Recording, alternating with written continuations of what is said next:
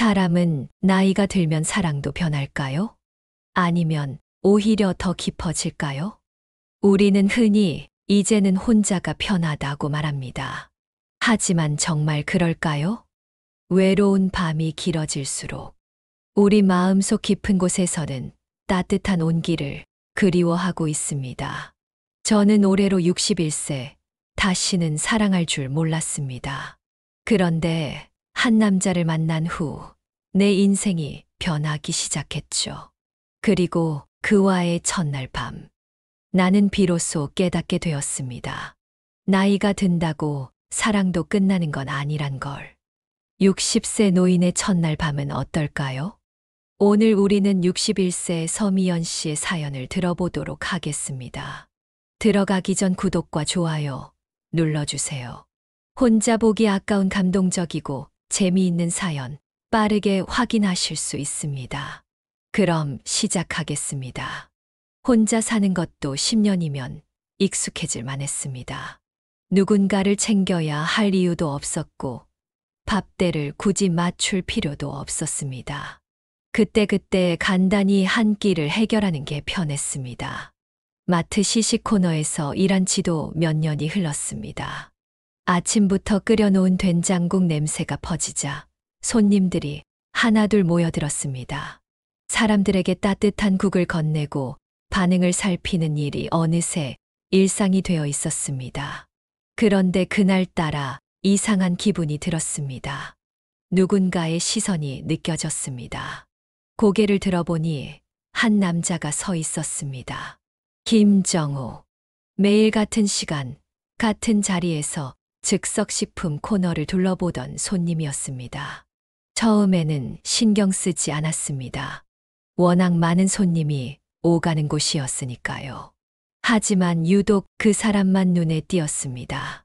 그날도 그는 한참 동안 즉석식품 코너 앞을 서성이더니 시식 코너 쪽으로 다가왔습니다. 국물 있는 게 좋죠. 따뜻할 때 드셔보세요. 익숙한 멘트를 건네며 된장국을 한 국자 떠주었습니다. 그는 조용히 국을 마셨습니다. 그리고 나직이 말했습니다. 이 맛 참 오랜만이네요. 순간 멈칫했습니다. 그가 무슨 의미로 한 말인지 궁금했지만 굳이 묻지는 않았습니다. 그저 가볍게 웃으며 대답했습니다. 집에서 자주 끓여 드세요? 예전에는 그랬죠. 짧은 대화가 오갔습니다. 그러곤 그는 조용히 고개를 끄덕이며 자리를 떠났습니다. 그날 이후 이상하게도 자꾸 그를 찾게 되었습니다. 오늘도 올까? 이번에는 어떤 음식을 고를까? 그저 마트에 오는 손님일 뿐인데 왜 신경이 쓰이는 걸까요? 그날도 평소처럼 시식 코너에서 바쁘게 움직이고 있었습니다. 국을 뜨고 반찬을 정리하며 손님들에게 시식을 권하는 일상이었습니다. 그런데 갑자기 한 손님이 짜증 섞인 목소리로 소리를 높였습니다. 아니, 이거 너무 짠 거 아니에요? 원래 이렇게 맛없어요? 주변 손님들이 힐끗거리며 바라보았고 순간 가게 안의 공기가 무거워졌습니다. 나는 당황했지만 최대한 차분하게 대답했습니다. 혹시 원하시는 간이 있으시면 말씀해 주세요. 그러나 그 손님은 이미 흥분한 상태였습니다. 이런 걸 맛보라고 주는 거예요? 서비스 엉망이네. 그가 갑자기 테이블을 쳤고 나는 놀라서 움찔했습니다. 그 순간 옆에서 조용한 목소리가 들려왔습니다. 손님, 너무 과하신 것 같습니다. 고개를 돌려보니 김정우 씨가 서 있었습니다. 그는 여느 때처럼 깔끔한 차림에 조용한 표정이었지만 말투에는 단호함이 있었습니다. 손님은 순간 멈칫했지만 곧 김정우 씨를 쏘아보며 말했습니다. 뭐야, 당신. 여기는 시식 코너입니다. 기분이 나쁘셨다면 그냥 가시면 됩니다. 김정우 씨는 한치의 동요도 없이 담담하게 말했습니다. 손님은 기세가 한풀 꺾인 듯 투덜거리며 뒤돌아섰고 얼마 지나지 않아 자리를 떠났습니다. 나는 긴장한 채 남아있던 손님들에게 죄송하다고 인사를 하고 다시 시식 코너를 정리하기 시작했습니다. 그런데 김정호 씨가 한참을 서 있다가 조용히 말을 걸었습니다. 괜찮으십니까? 나는 웃으며 고개를 저었습니다. 괜찮아요. 뭐, 이런 일 한두 번도 아니고요. 그러나 젓가락을 정리하던 손끝이 따끔거렸습니다. 그제야 보니 아까 당황해서 손을 뻗다가 종이에 베었던 것이 떠올랐습니다. 김정호 씨의 시선이 내 손끝에 머물렀습니다. 다치셨군요. 아, 이 정도는 금방 나아요. 나는 대수롭지 않다는 듯 말했지만 그는 미묘한 표정으로 나를 바라보았습니다. 그러나 아무 말 없이 고개를 살짝 끄덕이고 돌아갔습니다. 그날 일이 끝난 후 퇴근하려고 마트를 나섰을 때였습니다. 입구 근처에서 김정호 씨가 서 있었습니다. 그는 내게 다가와 작은 종이봉투를 내밀었습니다. 이거 쓰십시오. 안을 들여다보니 밴드 한 통과 작은 연고가 들어 있었습니다. 나는 순간 당황했습니다. 고맙습니다. 하지만 이 정도로 걱정하실 필요까지는. 그는 가볍게 미소 지으며 말했습니다. 다쳤을 때 바로 소독하는 게 좋겠어서요. 다음에 일하시려면 더더욱요. 나는 봉투를 조심스럽게 받아들었습니다. 신경 써 주셔서 감사합니다.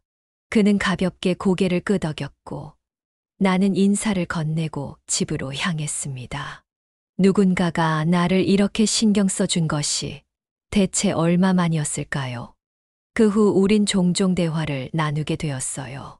길지 않은 대화였지만 오랜만에 누군가와 자연스럽게 이야기를 나눈다는 것이 낯설면서도 어쩐지 싫지는 않았습니다.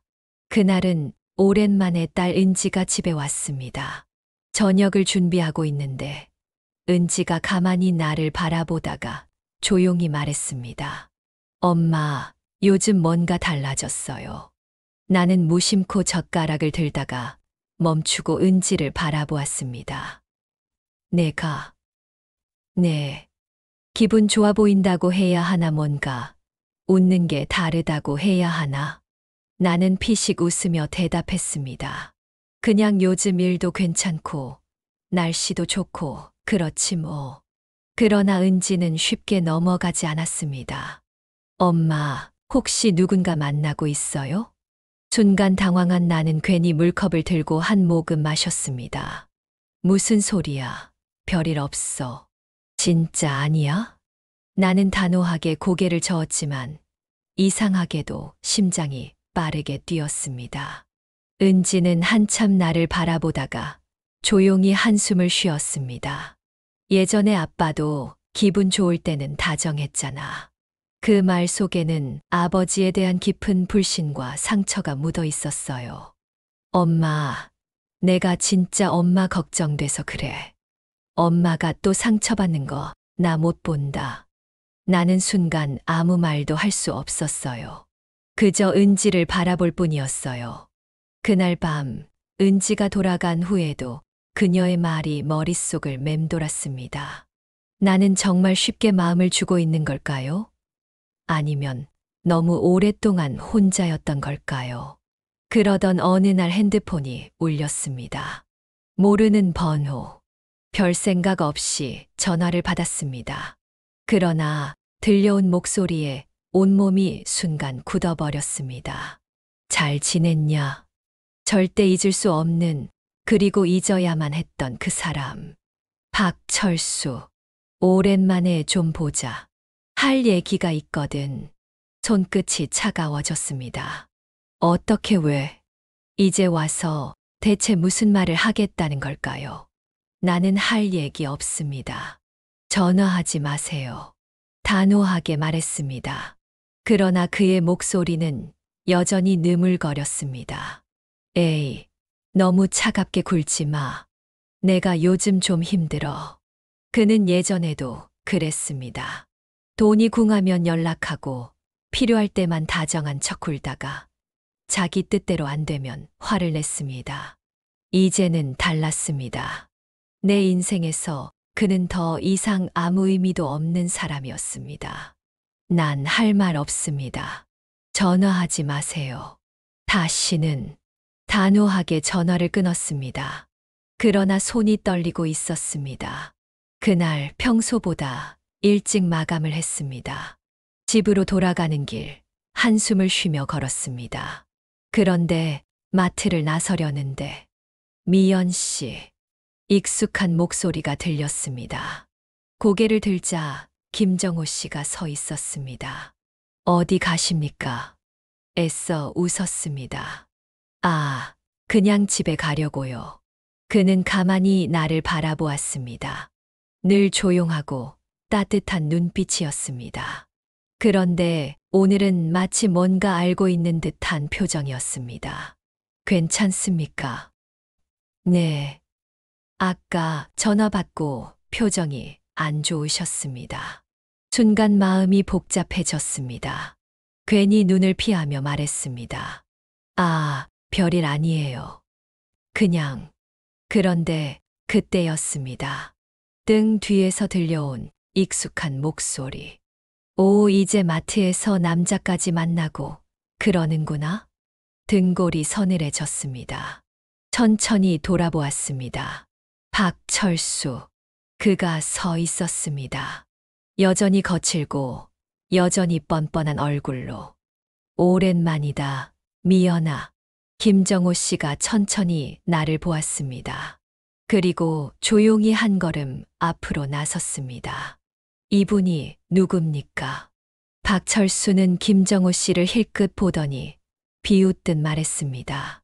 누구긴 우리 미연이 남편이었지. 그 말에 김정호 씨가 미묘하게 표정을 바꾸었습니다.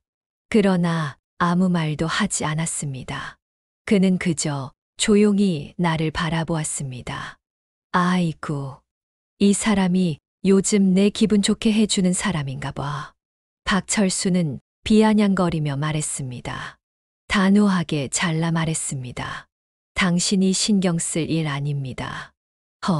기가 막혀. 내가 부탁 좀 하려고 왔는데 이제 딴 남자 있다고 나 버리는 거야? 비웃음이 나왔습니다. 우리가 이혼한 게 벌써 몇 년 전인데 찾아와서 행패인가요? 그때 김정호 씨가 조용히 입을 열었습니다. 그만하시지요. 박철수가 코웃음을 쳤습니다. 뭐야, 당신. 이 사람한테 뭐라도 되나? 김정호 씨는 잠시 나를 바라보더니 천천히 박철수를 응시했습니다. 적어도 저분을 불편하게 할 생각은 없습니다. 순간 박철수가 기가 눌린 듯 말이 없었습니다. 김정호 씨는 목소리를 높이지도 화내지도 않았습니다. 그러나 그의 말에는 묘한 힘이 있었습니다. 그러나 박철수가 쉽게 물러날 리 없었습니다.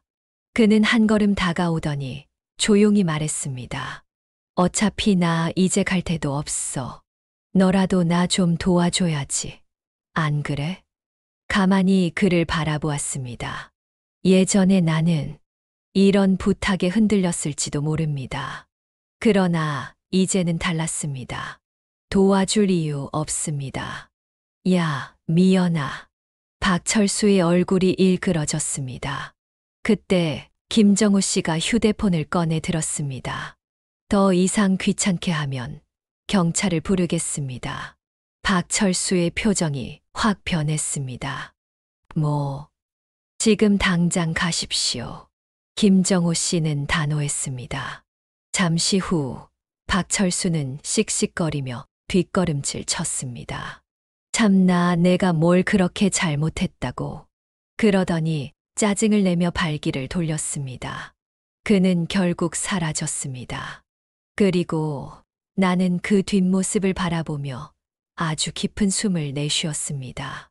그 순간 김정호 씨가 내 옆에 조용히 섰습니다. 그리고 낮고 단단한 목소리로 말했습니다. 괜찮습니까? 제가 집까지 바래다 드리겠습니다. 잠시 망설였습니다. 그러나 이상하게도 거절할 수 없었습니다.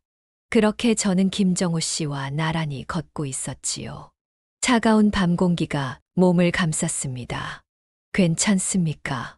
괜찮다고 말하고 싶었지만 목이 잠겨 쉽게 대답이 나오지 않았습니다. 나는 작게 한숨을 내쉬며 고개를 끄덕였어요. 네, 그냥 좀 놀랐어요. 머릿속이 복잡했어요. 박철수. 잊고 지낸 이름이었는데 이렇게 다시 찾아올 줄은 몰랐지요. 그 사람이 내 앞에 서 있었을 때 순간적으로 10년 전의 기억이 떠올랐습니다. 나는 모른 척 하려 했습니다.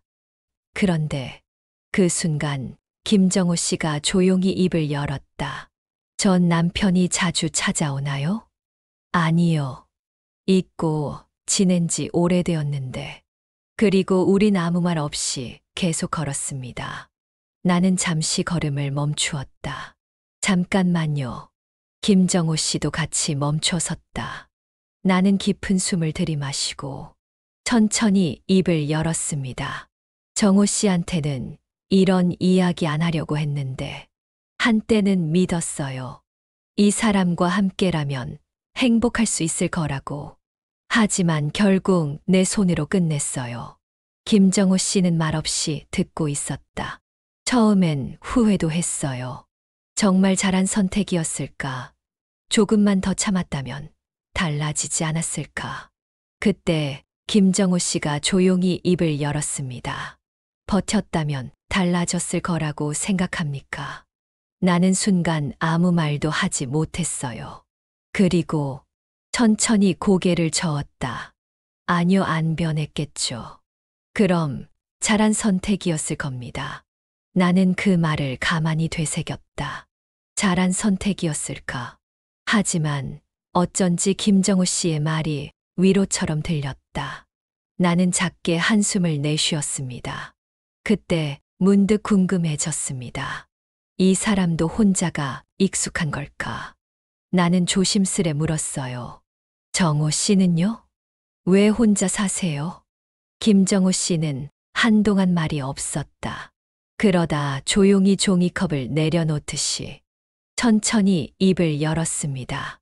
저는 아내를 떠나보냈습니다. 처음엔 다 놓아버리고 싶었어요. 먹는 것도, 사는 것도, 사람 만나는 것도 다 귀찮았습니다. 나는 가만히 그의 얼굴을 바라보았습니다. 그리고 깨달았어요. 이 사람도 나처럼 혼자가 된 사람이구나. 김정호 씨가 희미하게 웃으며 말했어요. 혼자가 된 지 오래됐습니다. 익숙해진 줄 알았는데 사실은 익숙해지지 않더군요. 그 말이 어쩐지 가슴 깊숙이 박혔어요. 우리 둘 다 익숙해졌다고 생각했지만 사실은 아니었던 거죠. 그렇게 우리는 서로의 상처를 마주했어요. 그리고 전 남편 사건 이후 퇴근할 때마다 그가 마트 앞에 서 있었어요. 집 방향이 같아서요. 같이 걸으면 좋지 않습니까? 그의 말투는 언제나처럼 조용하고 단정했어요. 그저 집 방향이 같다는 듯 별일 아니라는 듯 말했지요. 하지만 나는 알고 있었지요. 날 보호해주고 걱정해준다는 것을요. 저는 그 관심이 부담스럽지 않고 따뜻하게 느껴졌어요. 그렇게 함께 걷는 날이 많아졌어요. 그는 내 걸음에 맞춰 천천히 걸어주었어요. 말이 없어도 어색하지 않았어요. 마음이 편안했어요. 이런 감정을 느낀 게 정말 오랜만이라는 걸 깨달았어요. 어느 날 마트 앞에서 은지가 서 있었어요. 나는 순간 놀라 멈춰 섰어요. 엄마, 나 잠깐 들렀어요. 은지는 나를 보더니 자연스럽게 김정호 씨를 바라보았어요. 나는 순간 당황했지만 김정호 씨는 담담한 표정으로 고개를 숙였어요. 안녕하십니까? 김정호라고 합니다. 그의 태도는 어색하지도 과하지도 않았어요. 그저 정중하고 한결같았어요. 은지는 김정호 씨를 가만히 바라보았어요. 그의 말투는 부드러웠고 신사다웠어요. 하지만 쉽게 경계를 풀지는 않았어요. 아저씨, 시간 되면 같이 식사하실래요? 은지는 내게 묻고는 자연스럽게 김정우 씨에게도 시선을 주었어요. 나는 잠시 망설였지만 김정우 씨는 조용히 대답했어요. 불편하지 않으시다면 함께해도 괜찮겠습니까? 그렇게 셋이 마주 앉아 식사를 하게 되었어요. 은지는 김정우 씨를 유심히 바라보았어요. 그는 과하지 않게 은지의 말에 반응했고 술을 전혀 하지 않는다는 것도 그때 알게 되었어요. 그 모습이 은지를 조금씩 안심시키는 듯했어요. 집으로 돌아가는 길, 은지는 갑자기 내 손을 잡았어요. 엄마. 응. 그녀는 한참 동안 말이 없다가 작은 목소리로 중얼거렸어요. 엄마가 왜 그 사람을 좋아하는지 알 것 같아요. 나는 그 말을 듣고도 쉽게 대답하지 못했어요. 하지만 그 순간 내 마음 한구석이 조용히 따뜻해지는 걸 느꼈어요. 김정우 씨와 함께하는 시간이 점점 자연스러워졌어요. 퇴근 후 함께 걷는 길도, 식사를 함께하는 순간도 이제는 당연한 일처럼 느껴졌지요. 그날 저녁, 우리는 근처 식당에서 저녁을 함께 했어요. 식사 내내 그는 조용한 미소로 나를 바라보고 있었어요. 미연 씨와 함께하는 시간이 참 좋습니다. 그의 담담한 말이 이상하게도 마음을 흔들었습니다. 저도 그래요. 나도 모르게 솔직한 말이 나왔어요. 그가 조용히 웃었지요. 식사를 마치고 집 앞까지 나를 바래다 주던 길. 어느 때처럼 담담한 대화가 오갔지만 오늘은 공기가 달랐어요. 집 앞에 다다르자 그가 걸음을 멈추었어요. 오늘은 저를 그냥 보내지 않으셨으면 합니다. 나는 순간 가슴이 떨렸어요. 하지만 피하지 않았어요. 조용히 문을 열며 그를 바라보았어요. 집 안으로 들어서자 익숙한 공간인데도 낯설게 느껴졌어요. 나는 가방을 내려놓으며 일부러 자연스러운 척했어요. 차라도 한 잔 드실래요? 그는 조용히 나를 바라보았어요. 괜찮습니다. 이미 따뜻한 밤이 될 것 같으니까요. 그 한마디에 심장이 터질 듯 뛰었어요. 나는 괜히 손끝을 만지작거리며 시선을 피했어요. 그가 천천히 다가왔어요. 가까이 마주서니 그의 온기가 느껴졌어요. 미연 씨. 나는 조용히 숨을 들이마시며 고개를 들었어요. 그 순간 그의 따뜻한 손이 내 손을 감쌌어요. 혼자 보내기엔 너무 긴 밤 아닙니까? 그 말에 나는 더 이상 도망치지 않기로 했어요. 조용히 그의 손을 꼭 잡았어요. 따뜻한 온기가 손끝을 타고 전해졌어요. 마치 오랫동안 잊고 있던 감각이 되살아나는 듯했어요. 밤이 이렇게 기다려질 줄 몰랐어요. 이런 날이 다시 올 줄이야. 그의 온기가 아주 천천히 조심스럽게 내 곁을 감싸기 시작했어요. 오랫동안 잊고 있던 감각. 그날 밤 나는 깨달았어요. 나이는 숫자에 불과하다는 걸. 그리고 사랑은 끝나지 않는다는 걸.